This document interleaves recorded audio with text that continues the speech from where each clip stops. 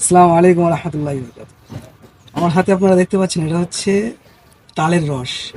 তাল গাছটা এমনই একটা, তার সব কিছু খাওয়া যায়। তালের যেটা মেয়ে গাছ, তার থেকে তাল হয়।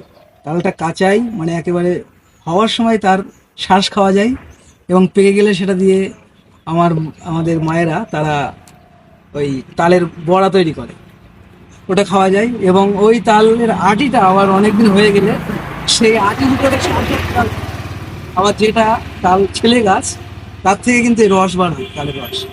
তো আমরা আমাদের খাঁটি খামারে নিয়ে আসছি তালের এই রস জাল দিয়ে অরিজিনাল তালের গুড়। আপনারা যদি ইচ্ছুক হন যে নেবেন, তাহলে অবশ্যই আগে আমাদের কাছে অর্ডার করতে পারেন। সেই হিসেবে আমরা নিয়ে আসবো। আপনারা সকলেই অরিজিনাল, একেবারে চিনি ছাড়াই তালের গুড় আপনারা পেয়ে যাবেন। আসসালামু আলাইকুম।